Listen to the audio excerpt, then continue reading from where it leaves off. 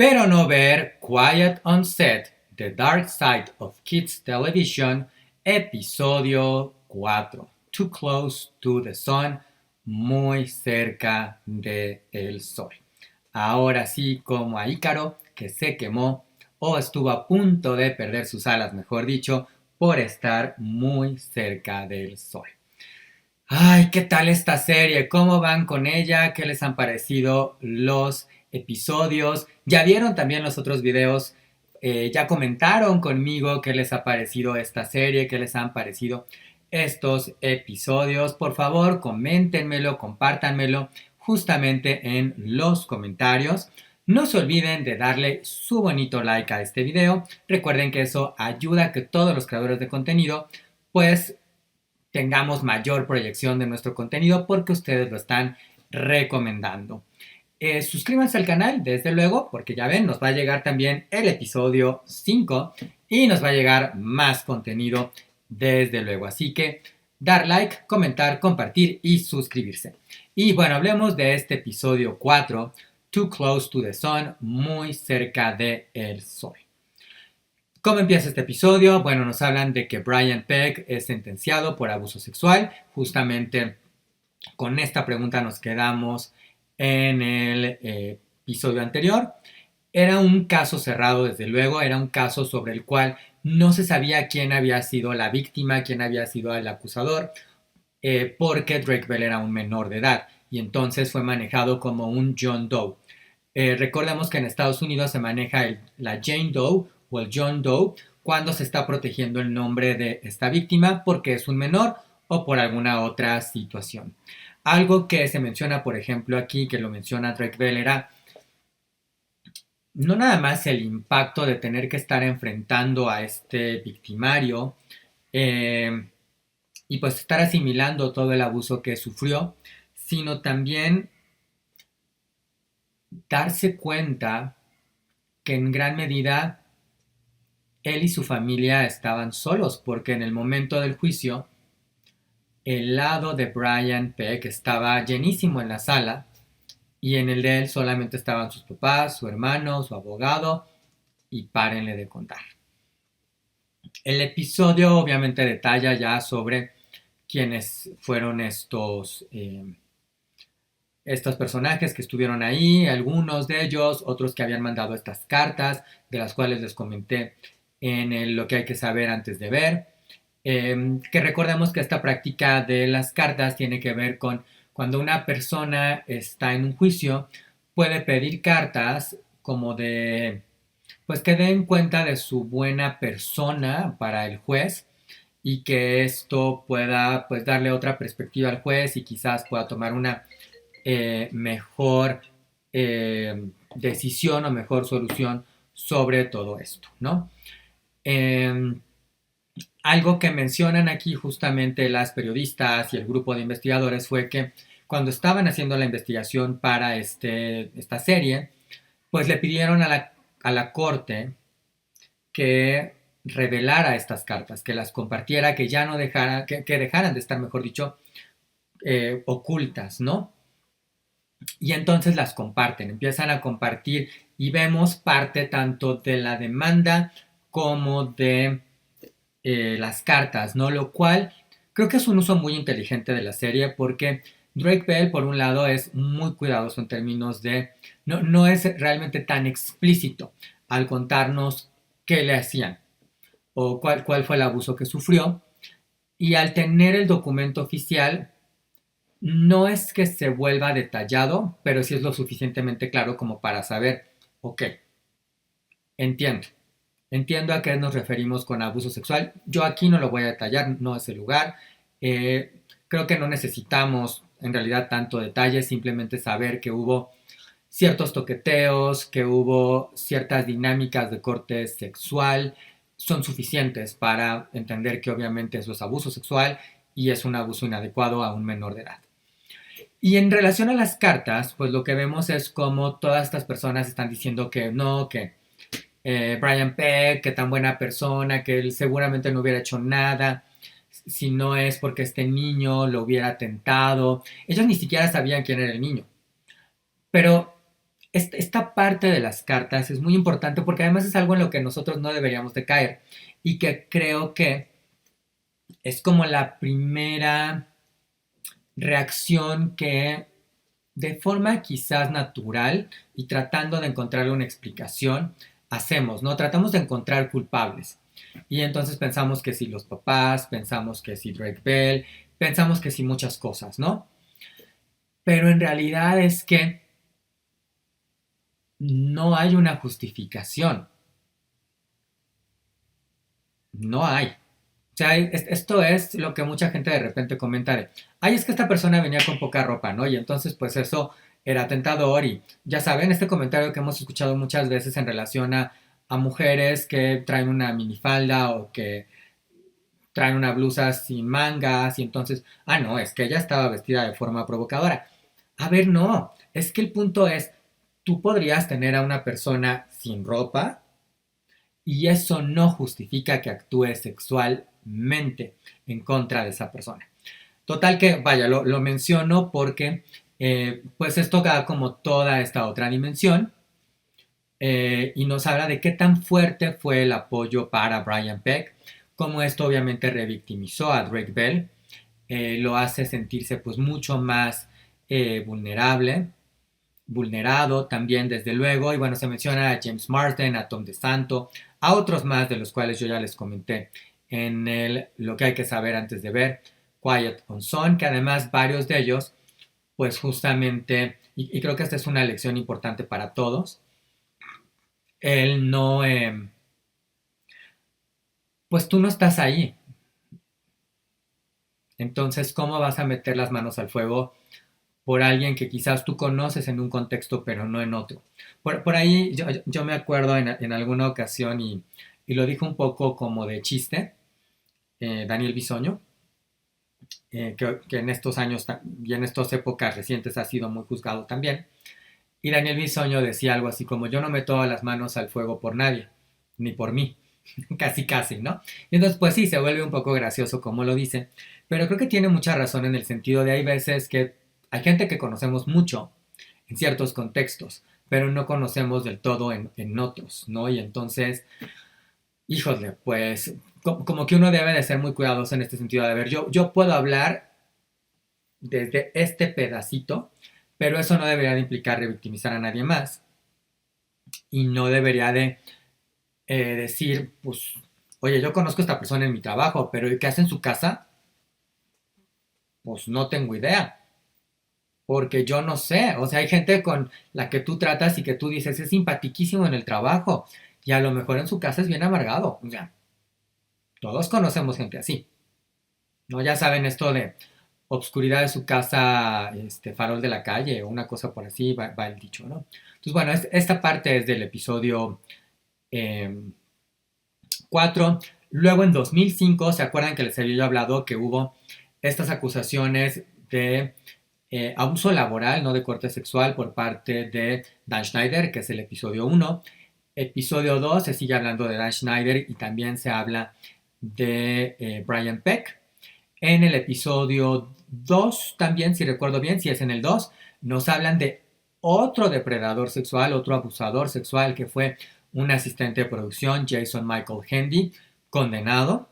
Y luego en el episodio 4 nos hablan del cuarto, Cell Channel, quien también fue acusado, y bueno, también hubo un caso y demás, de este no nos dan tanto detalle, pero parte del punto es que si bien Nickelodeon toma ciertas medidas, la pregunta es si esas medidas son suficientes, ¿no? Porque imagínense ya tener 4 abusadores de distintos tipos, 3 de ellos de corte sexual contra menores de edad en una misma empresa y en una empresa donde principalmente trabajan al menos a cuadro niños, pues algo está mal, ¿no? Las medidas no son suficientes. Luego nos hablan de 2014, donde Dan Schneider recibe un premio a su trayectoria. Que, ay, aquí quiero leerles, porque deberíamos de reconocer la trayectoria de alguien que sabemos ha tenido eh, un manejo tóxico del ambiente, independientemente que sus shows hayan sido muy exitosos? Yo creo que no. Yo diría que no. Pero bueno, igual yo me equivoco, ustedes coméntenme. Incluso por ahí se retoman momentos de la ceremonia y Victoria Justice, esta actriz, yo creo que en su entusiasmo, en su inocencia, dice una frase que creo que hoy tiene muchas interpretaciones, ¿no? Porque dice, You change our lives and kids television. Cambiaste nuestras vidas y la televisión para niños. Y la realidad es que sí, sí cambió sus vidas para bien y también para mal, en muchos, muchos casos, y también cambió desde luego la televisión para niños, en muchos sentidos, también en varios inapropiados, ¿no? Eh, un testimonio importante que aparece en este capítulo es el de Janet McCurdy, quien trabajó en iCarly como Sam Puckett. Ella lanzó su autobiografía, por cierto, y habla de los dos lados de Dan, precisamente, ¿no? De cómo Dan Schneider podía ser muy amable, hacerte sentir muy bien, pero también ser muy controlador y humillante, y cómo esto es, pues, muy desconcertante para cualquiera y más para un niño. También se habla de cómo esta, pues entonces adolescente, pierde a su mamá a los 17 años. Su mamá desafortunadamente tenía cáncer y pues pierde la batalla. Y cómo ella vuelve a trabajar a las 2 semanas, ¿no? En estas cuestiones que dices, ay, pero es que ¿qué es más importante? ¿La estabilidad emocional de esta niña o el que el show continúe? Porque ya era casi una adulta, pero aunque hubiera tenido quizás 18, pues es un momento de gran impacto, ¿no? El estar perdiendo a tu mamá y además el que no había propiamente un acompañamiento para que quizás, bueno, si va a volver, porque puede ser parte de lo terapéutico para algunas personas, quizás no para otras, pues el tener a un tanatólogo, por ejemplo, pues te va a ayudar a encontrar este mejor equilibrio, a no evadirte de estas emociones, pero también a tampoco pues clavarte en ellas y no poder salir, ¿no? En esta época pues ya se limita justamente a Dan Schneider, ya no podía interactuar con el cast. Él dice que era por una estrategia, porque esto les convenía más, y si bien Nickelodeon nunca lo transparenta, no era propiamente así, no se formaliza de esa manera, era una forma de evitar que tuviera más interacciones con los adolescentes, con el elenco, que sabíamos que pues no eran apropiadas, que eran bastante tóxicas, ¿no? Y de nueva cuenta está esta cuestión de, entonces, ¿qué es más importante? ¿Que siga el show y que sigas teniendo éxito? ¿O verdaderamente mejorar las acciones y despedirlo? Porque no lo despiden todavía, no lo despiden. De ahí brincamos al 2017, donde empieza el hashtag MeToo, que este es como un momento parteaguas, ¿no? Un cambio de paradigma porque llega otra perspectiva, ¿no? Y esto, bueno, finalmente lleva a que en el 2018, imagínense, 4 años Dan Schneider desde la cabina, ahí controlando todo.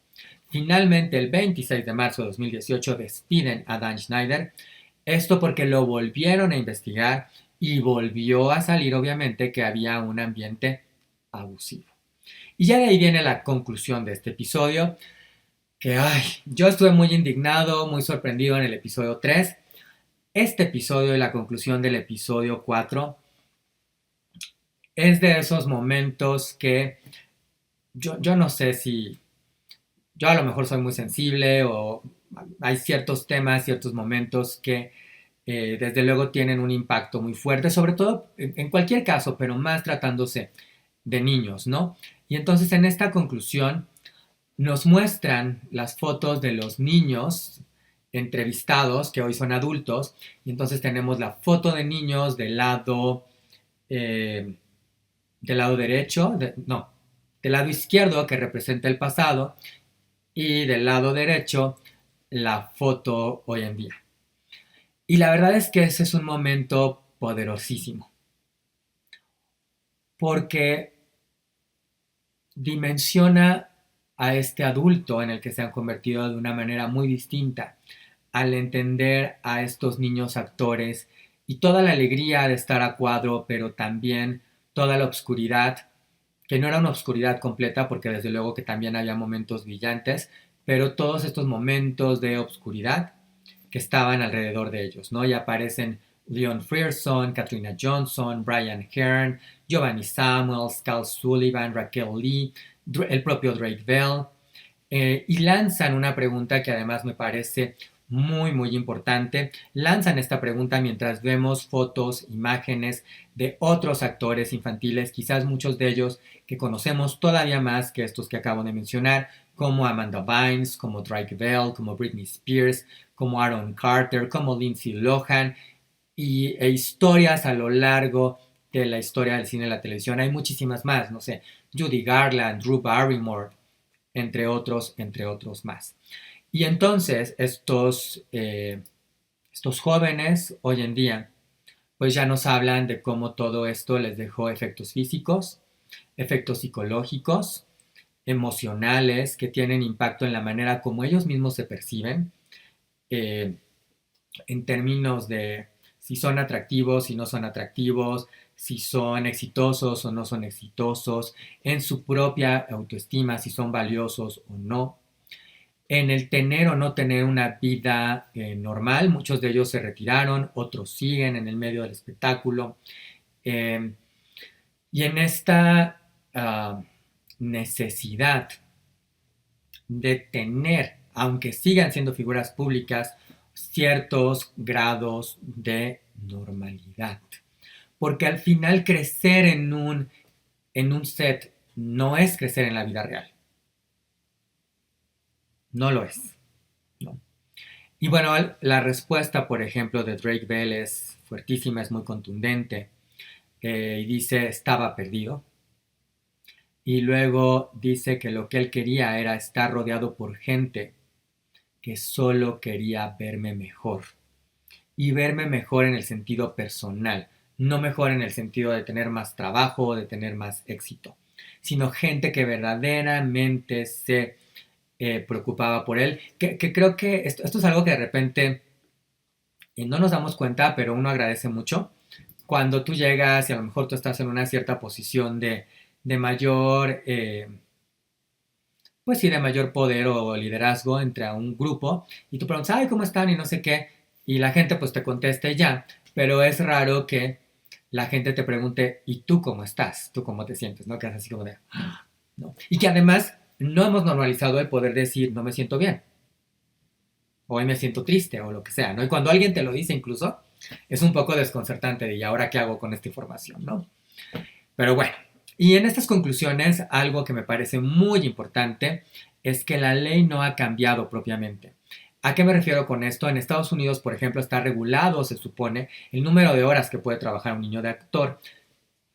Aquí ya en uno de los episodios anteriores, algunos de los niños nos dicen que esto no se respetaba del todo. Pero más allá de ello, creo que falta una figura en el set que cuide a estos niños. ¿A qué voy con esto? Hoy en día existe la figura del coordinador de intimidad, que surge también a raíz del Me Too, que les recomiendo ver aquí una entrevista, por cierto, con Ana Sofía Sánchez. Ella es una actriz y una coordinadora de intimidad, una de las pocas coordinadoras de intimidad que existen en México. ¿Qué hace un coordinador de intimidad en términos generales? Porque échenle el ojo al close-up con Ana Sofía. Un coordinador de intimidad es una persona responsable de mediar entre el actor o los actores y el director para resolver que aquel momento de intimidad, que puede ser desde un beso hasta una escena de cama o también una escena de violencia sexual, que todas las partes estén cómodas con lo que se va a hacer y con lo que se va a ver a pantalla. Obviamente un coordinador de intimidad no es la solución para el trabajo de los niños actores, pero no sé el título, pero hace falta una figura que esté en esta cercanía con los niños para, más allá de lo que hacía como coach de diálogo o como coach actoral Brian Peck, una persona que vaya acompañando a estos niños para ver que se sientan cómodos con lo que estén haciendo, que puedan verdaderamente trabajar eh, pues las escenas, los personajes, el impacto que esto pueda tener en ellos, que pueda ayudarles a asimilar y que te puedan contar, oye, pues no estoy tan contento con esto como que lo sentí un poco raro, que los acompañe y que también se pueda dar cuenta de repente de, oigan, aquí esta escena, este vestuario está sexualizando a los niños o los está poniendo en una situación inadecuada. Y la última pregunta que se hace en este episodio es una pregunta muy fuerte porque la pregunta ¿es buena idea para un niño ser actor? Porque además yo creo que es algo que todos pensamos en algún momento, ¿no? Todos, yo creo que todos o una gran mayoría de nosotros dijimos, ay, sí, qué padre, ser un niño actor y cantar y bailar o sea, creo que es el sueño de muchas personas, ¿no? Pero ahora conocemos muchas de las cosas que suceden atrás y claro, al final, independientemente de las complicaciones que ya implica el medio del entretenimiento y ser una figura pública, eh, pues el jugar con emociones, el ser un niño que trabaja, ¿no? Y muchas otras cosas que hemos estado comentando en estos episodios. La mayoría de estos niños, hoy jóvenes adultos o adultos, responden que no. Responden que no, que quizás todo esto que les dio no es equivalente a todo eso que les quitó. Sin embargo, la última respuesta es la respuesta de Drake Bell, que además obviamente sabemos que es uno de los testimonios principales. Y me parece una respuesta muy madura, porque lo que Drake Bell responde es que sí, porque toda esa felicidad que él vivió como niño actor en los primeros años, eh, no se la quita a nadie y no se la daba nada más, nadie más, ¿no? Esta posibilidad de ser un niño actor, de hacer reír a los demás, eh, y, y pues de ser desde esa temprana edad lo que él quería hacer, que no estaba en esa conciencia, pero que la pasaba muy, muy bien. Y creo que aquí hay un punto que hace muy importante Drake Bell en el sentido de, ¿por qué no? Siempre y cuando verdaderamente suceda con las medidas adecuadas. Número de horas correctas, con un ambiente sano y respetuoso, porque entonces no tendríamos los incidentes que desafortunadamente este documental pues está denunciando y está visibilizando. Y creo que eso nos da otra perspectiva, ¿no? Con un buen acompañamiento psicológico, con un buen ambiente, ¿por qué no? ¿Por qué no? Porque al final es como otros niños que quizás no están saliendo en la televisión, u otros niños que no salimos en la televisión y que tocábamos un instrumento, o te gustaba bailar, o estabas en la obra escolar, o jugabas un deporte. Eh, ¿Por qué no? Si el ambiente es adecuado, si está bien acompañado en todos los sentidos, no debería de suceder nada que fuera negativo en contra de los niños, ¿no? Es un poco lo que les decía yo hace un rato, ¿no? Al final, este niño no tendría que ser sujeto de ningún depredador de ningún tipo. Y bueno, lo último que vemos ya es justamente en este episodio tenemos declaraciones del papá de Drake también, y lo último que vemos es a Drake y su papá dejando el set de donde se hizo esta entrevista. Vemos que han restaurado su relación y, y vemos algo que pues, busca hacer la serie es que a pesar de todo esto, pues la vida sigue adelante y hay que sobreponerse y hay que eh, pues no ignorar, porque no lo están haciendo obviamente, pero tampoco clavarse en este dolor que les impida seguir adelante. Ay, bueno, ver o no ver, desde luego, véanlo por favor, coméntenlo, compártanlo aquí conmigo, suscríbanse a este canal, denle like a este video. Y bueno, nos vemos para el episodio 5, para el que hasta ahora está planeado como el último episodio de Quiet on Set, The Dark Side of Kids Television. Y por cierto, yo me estoy dando cuenta que me estoy quedando un poco más oscuro aquí al grabar este episodio para ustedes. Bueno, ni modo. Pensemos que es una manera bonita y poética de hacer este cierre de este episodio, aunque me hubiera gustado terminar con más luz, pero bueno, así pasó por azares de la naturaleza. Denle like, comenten, compartan, suscríbanse al canal y elige tu historia, escribe tu historia.